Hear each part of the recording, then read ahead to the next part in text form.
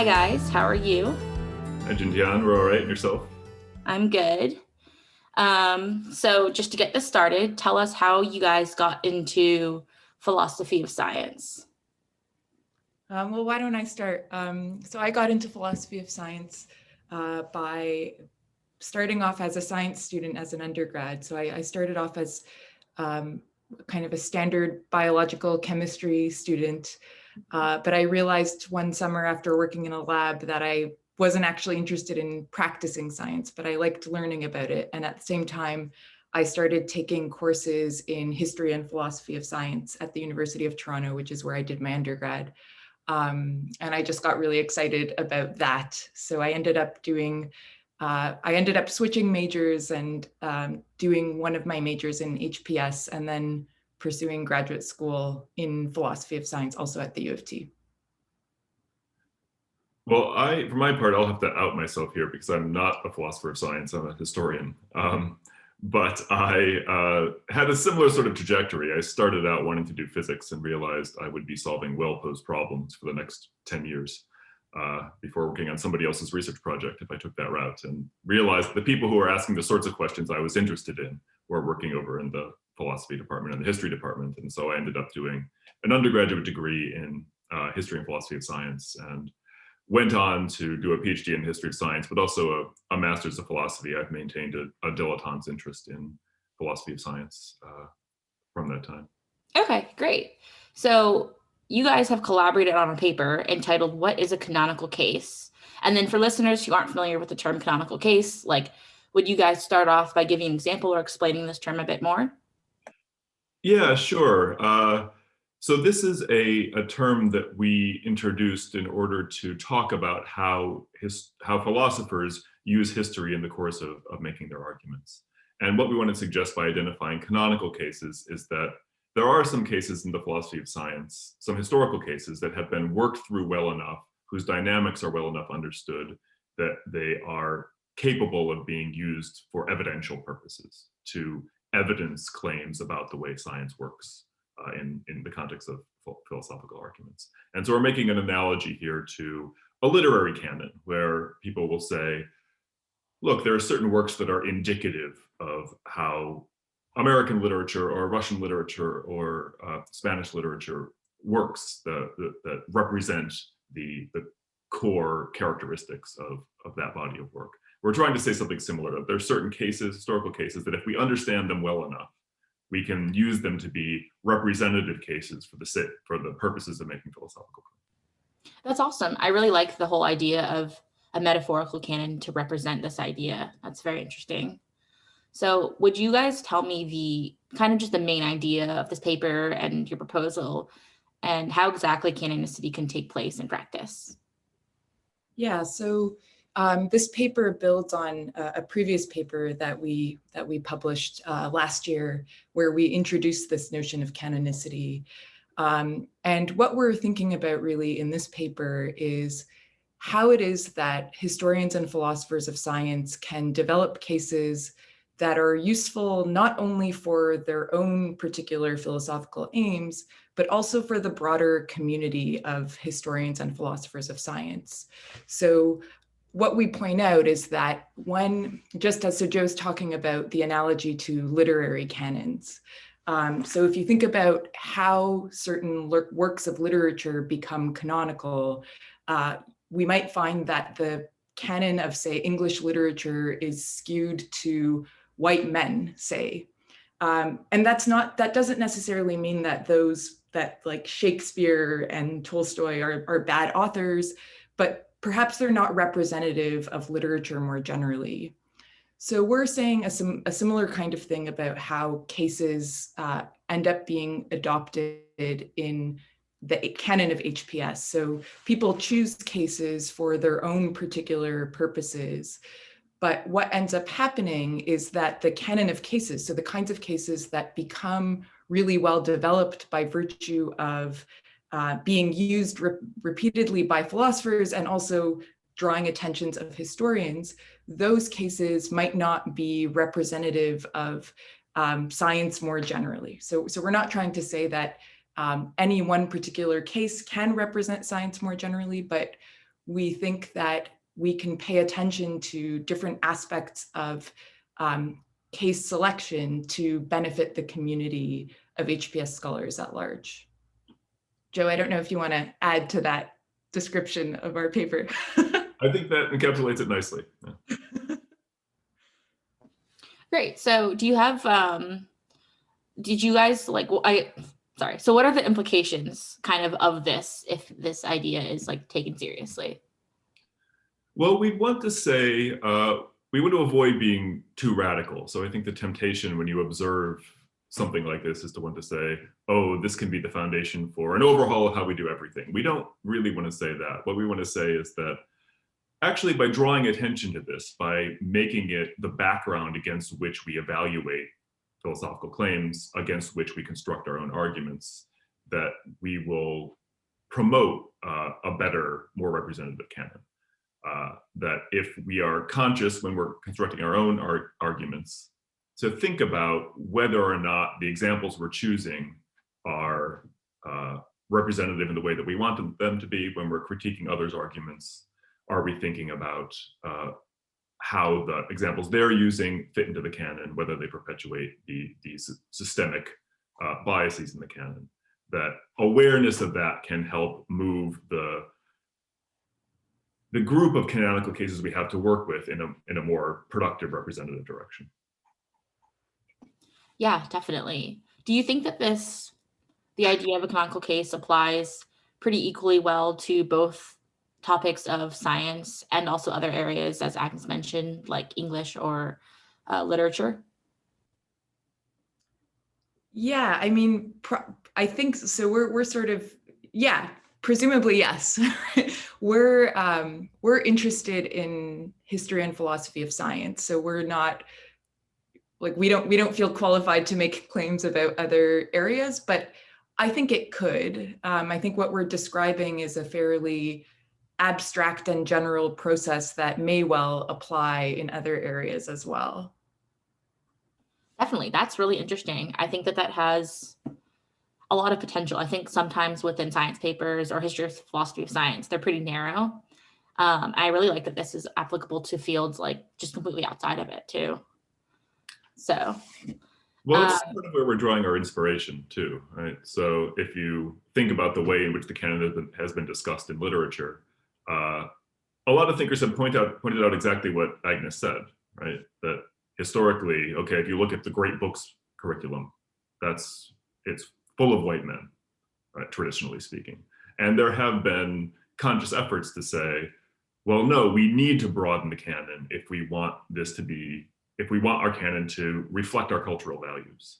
And so we are actually drawing inspiration from areas outside of history and philosophy of science. And so I'd like to think that the ideas we're articulating can therefore be useful for people working in other fields, working in sociology, working in anthropology, or wherever. Right. Do you have any examples for within the science field of sort of what the canonical case is that, or like maybe an example of a good one or a bad one within the science or history of science field? Yeah, sure. So the one that we talk about pretty extensively in both of our papers is the example of Arthur Stanley Eddington's Eclipse expedition, which is a useful example for us because it's evolved quite a bit over the course of its lifespan. So early on, it was taken rather naively as a case of a crucial experiment, of an example of an experiment that arbitrated between two theories. That said, look, we have data here that shows that Einstein's general theory of relativity is confirmed over Newtonian gravitation on the basis of this crucial experiment. That's sort of the naive way in which it was understood. It was then critiqued. So famously, a paper in 1980 by John Earman and Clark Leamore said, well, look, we tried to reconstruct this. We tried to reconstruct the data. And we couldn't get the results that Eddington reported unless we suppressed some of that data, unless we threw some of it out. And so we interpret that as saying, well, perhaps this case isn't canonical with respect to these questions about theory choice. Perhaps if Eddington was motivated by reasons other than the most responsible interpretation of the data, then we shouldn't regard this as a good example of how science works when it's working properly. And other scholars subsequently came in and said, well, like maybe Eddington had ideological reasons. He was a pacifist. It's after World War I. He wants to reunite, he wants to reestablish scientific ties with Germany and between Germany and the United Kingdom. So he had some incentive to favor Einstein's theory. But then again, other commentators have come in, so notably Dan Kennefic, and said, well, wait, actually, if you look at the instruments and if you look at how Eddington's knowledge of the instruments and its collaborator, Frank Watson Dyson's knowledge of the instruments, they had good reason to throw out the data that they did. They had good reason not to trust that data because they understood how their instruments worked. And in fact, it was Dyson and not Eddington who was doing the throwing out. So we can't necessarily point to Eddington's ideology to explain why that data disappeared. And so we can interpret that as saying, well, this is restoring that case as a canonical one with respect to these sorts of questions about theory choice. I don't know if Agnes would like to add more. Yeah, I mean, I would like to add just to develop that. So that case we used both in our first paper and this more recent one. In the first paper, we use the term canonical in a slightly different way than we use it in the second paper. So in the first paper, what Joe described is this more narrow use of the word canonical, which is actually different from the sense of canonical that we've been discussing so far by analogy to the literary canon. So this more narrow sense of canonical is, roughly speaking, when a case is sensitive to the right sorts of causal factors. So in the Eddington example that Joe just described, the right causal factors are causal factors having to do with evaluating a theory on the basis of evidence, right? So the key question is, was Eddington motivated to evaluate Einstein's theory on the basis of his evidence? Or was he motivated by his pacifist political leanings?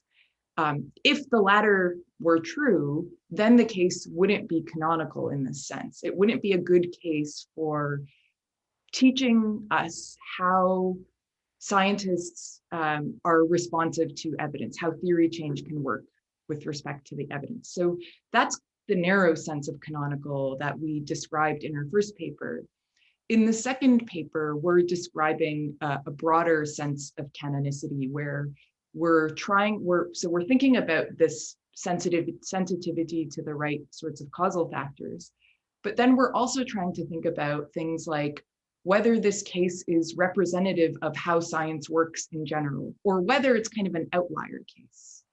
And in that sense, perhaps it's not canonical if what we're trying to do is make general claims about, say, theory choice in normal science, right? Because this is an example of revolutionary science. It's not an ordinary case. So one of the things that we talk about in this more recent paper is the fact that if we want to think about developing a canon of cases that is useful, we need more cases that aren't like the Eddington one. We need more cases of just ordinary, boring science if we want to make claims that are more representative of how scientists typically work. How exactly do we determine like what sorts of cases we want to or are correctly representative of the values that we're looking to represent? So that will vary from case to case. So one of the things that we stress is that when we talk about cases being canonical, they're not canonical in general. They're canonical with respect to particular aims. So when we're asking about whether a case is canonical for a particular aim, that particular aim will first of all tell us which causal factors to pay attention to, right? So if what we're interested in is, say, rational theory choice on the basis of data, of observational data, then perhaps the Eddington case works. If what we're interested in is something like the role of values in science, if we're asking those kinds of questions, well, maybe we need to look at different cases. So that's the first thing to point out, is that what makes a case canonical is relative to a particular aim. Cases aren't canonical in general. Does that answer, is that the kind of question you were asking, or were you That's extremely helpful. I appreciated that clarification that the judgment of a canonical case is really dependent on the context of which you're trying to judge it by. So,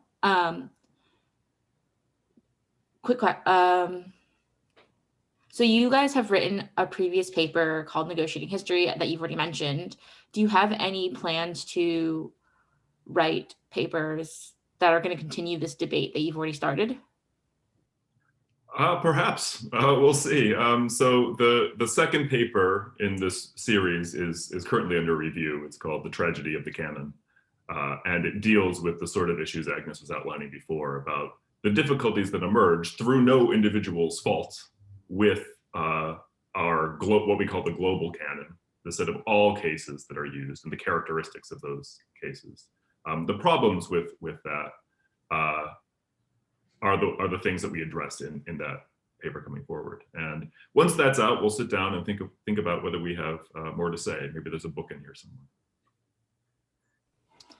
Did you guys find any challenges working together? I think that a lot of people who are listening might be undergrads or MA students who aren't familiar with the process of this sort of collaboration and writing style. So if you guys have any advice, or you had any challenges doing this, or maybe you found that it was even better than working alone because you had someone else to bounce ideas off of as well. It was better than working alone. It's been a pleasure working with Joe. I think we work in ways that are, what's the word I'm looking for?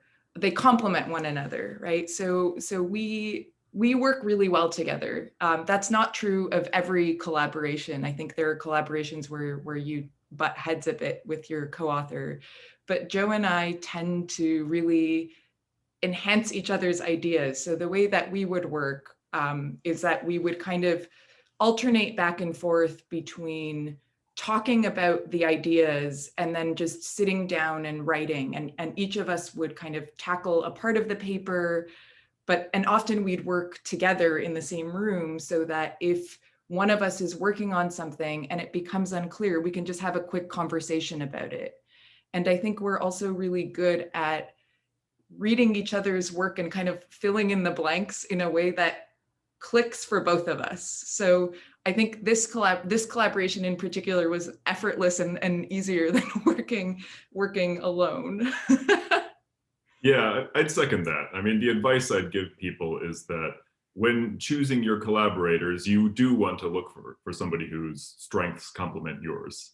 And in order to do that, you need to think carefully about what your strengths and limitations are. So, in our case, my limitation is that, I don't know, in writing, I sometimes go for a little bit too much. And one of the nice things about working with Agnes is that Agnes is very good at really getting down to brass tacks and saying, okay, what are we saying here?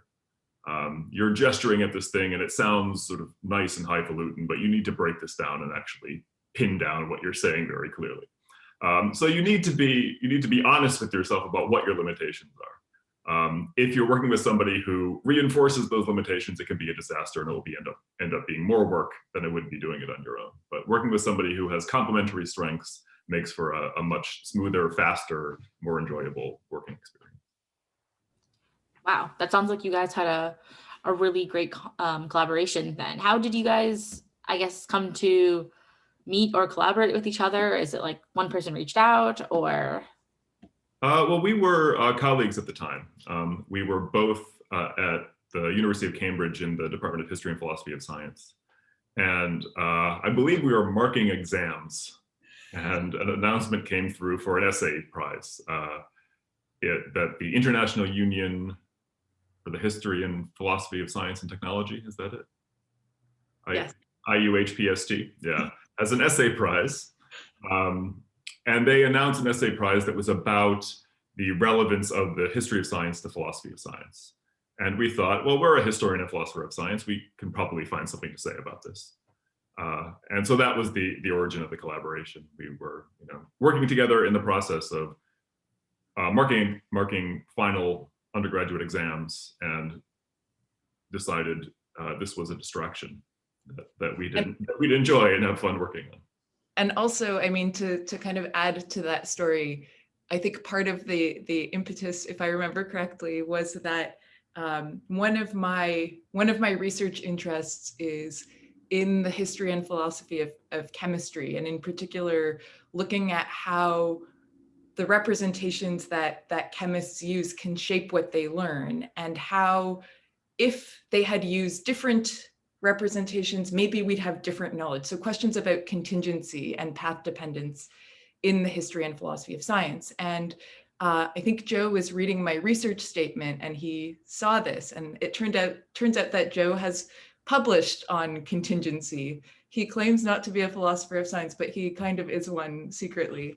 And so that common interest, together with the fact that we both are historians and philosophers of science, in the sense that I'm a philosopher, but I have a background in HPS and I have historical interests, whereas Joe is a historian with a strong philosophical bent. So it seemed like the right kind of moment, and we had the overlapping interests as well. So that contributed to our enthusiasm for this project. That's such a fun story too. It seems very like sporadic. And I think when people think of collaborations, especially within academia, it's this like big, serious, like, very formal email reaching out to someone, or I don't know, meeting at some conference, something, big and scary. But I think it makes a really great story that it was so almost casual at the very beginning. So are you guys working on anything individually outside of this that you're working on, like for a next project or a next paper that you want to talk about as our last question? Yeah, so I mean, I'm currently working on a project that looks at contemporary practices of protein structure determination. What I'm interested in is that proteins are very complicated molecules. They're huge and they're really hard. It's hard to determine their structure experimentally. So protein scientists have devised various techniques in order to probe the structure. And what I'm interested in really is how those techniques can best be used together to get a better understanding of proteins, which are really important for basically any biological function. I mean, notably, they play a role in our body's response to COVID and the fact that we get infected. So that's what I'm working on right now. That's my primary project. Yeah, I have a few irons in the fire as well. I mean, one of them, my current historical project, is about patronage relationships after World War II.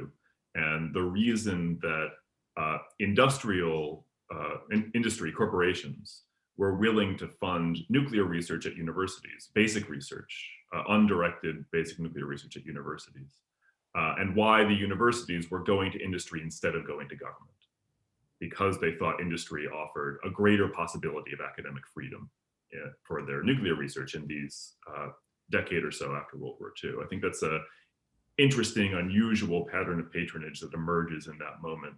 That's sort of alien to our 21st century way of thinking, where we are very much conditioned these days to think about industry funding with coming with some quite tight strings attached, usually. So I'm interested in what's going on there.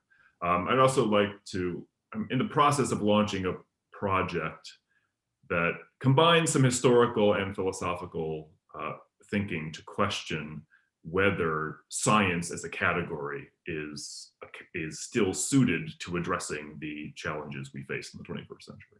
I have my doubts. Wow, well, it sounds like you guys both have some really interesting projects going on and upcoming. So I will leave it at that. Thank you guys so much for interviewing with us. We really appreciate it. Thank you. Yeah, thanks, Jen. So, all right, bye. Bye.